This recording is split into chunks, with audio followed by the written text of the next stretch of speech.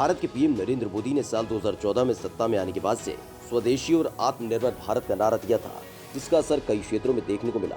लेकिन सबसे हैरान और खुशी की बात यह है कि एक ऐसा क्षेत्र भी अब इस फहरिस्त में शामिल हो चुका है जिसको लेकर उम्मीद करना मुश्किल था। दूसरे देशों के हथियार आयात करने वाला देश भारत न सिर्फ अपनी सेना की बाजुओं को ताकत देने के लिए हथियार बना रहा है, बल्कि दूसरे देशों को हथियार निर्यात भी कर रहा है। आज अपनी इस खास वीडियो में हम हथियारों के मामले में भारत के निर्यात करने के बारे में विस्तार से बताएंगे। बस आप बने रहिए वीडियो के आखिर में। हथियारों के मामले में भारत बड़ा, आयातक से निर्यात।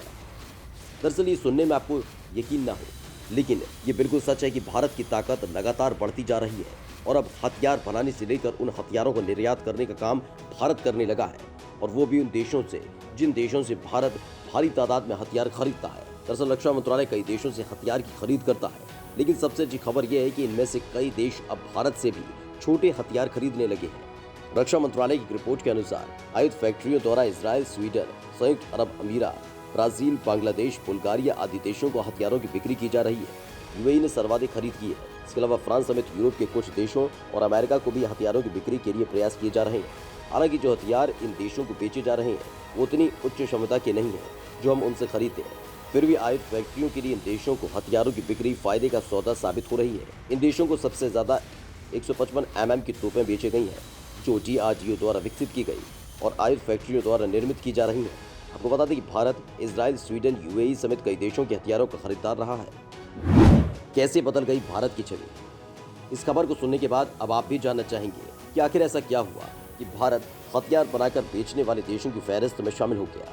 दरअसल आयुध फैक्ट्रियां पहले हथियारों को निर्यात नहीं करती थी, बल्कि सैन्य और सुरक्षा बलों को आपूर्ति तक ही सीमित रहती थी। लेकिन 2015-16 से उन्हें निर्यात की अनुमति प्रदान की गई। तब 6 करोड़ के हथियार उन्होंने निर्यात किए। 2019-20 में निर्यात 140 करोड़ पहुंच गया और 2020-21 में 225 करोड़ के करीब पहुंचने का अनुमान है। मंत्रालय के अनुसार मौजूदा समय में आयुध फैक्ट्रियों के लिए लक्ष्य निर्धारित किया गया है कि वो अपना कुल आय का 1/4 राजस्व निर्यात से हासिल करें।